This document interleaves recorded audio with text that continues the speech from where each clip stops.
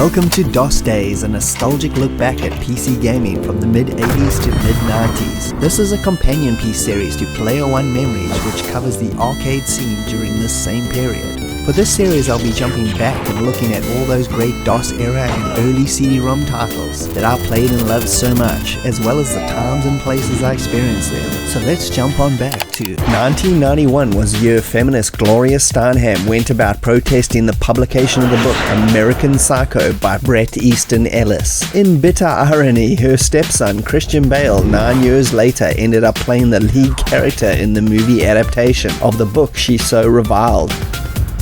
The tasteful thickness of it. Oh my god. It even has a watermark. And on the TV front, classic 70s comedian Red Fox died of a heart attack on the set of the show The Royal Family. Nobody came to his aid, ironically, because he was famous for pulling off his fake heart attack skit from Sanford & Son. Rest in peace, Red Fox. I agree, son. You take the truck and run over Esther's face. And on the gaming scene, we saw the release of the Sega CD add-on for the Genesis, which is still one of the best systems ever to own if you're a fan of clunky FMV schlock. So naturally, it's one of my favorite systems ever.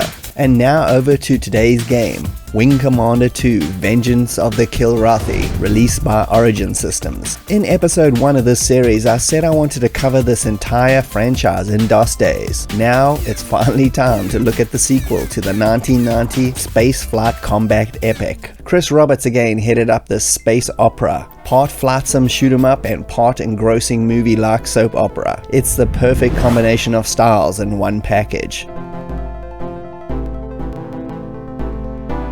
The game is a direct sequel in terms of story, following on from the end of the first one, with the destruction of your carrier ship, the Tiger Claw, and you as Christopher Blair again. The Terran carrier Tiger's Claw tried to attack us here at Katifrik Mang, but my stealth fight has destroyed it. Taking the blame for the whole thing. Thus you get demoted, which is a great way of setting up your character to start at the bottom all over again.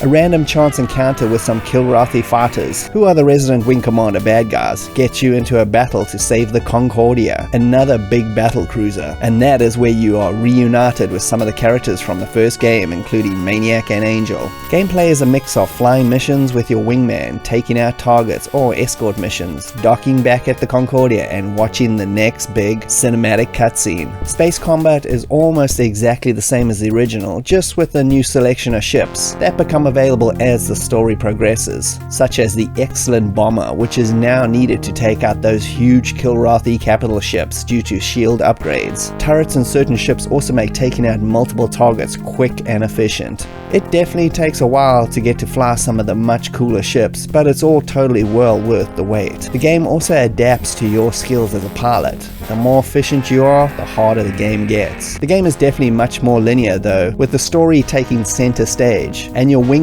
no longer being able to die, unless it's actually part of the storyline.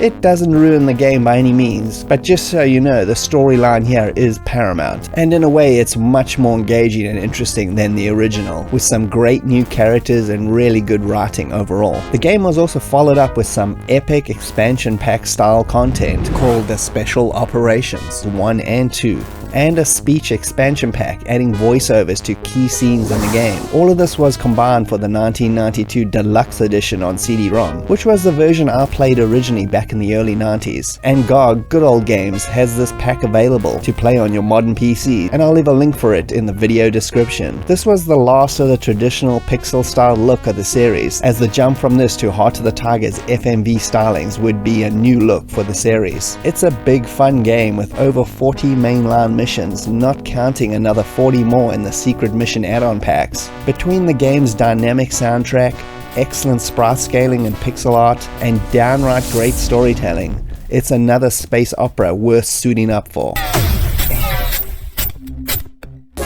And thanks for joining me, Bastich B, at 64K. If you can like and subscribe, that would be greatly appreciated, and I'll see you next time. Cheers.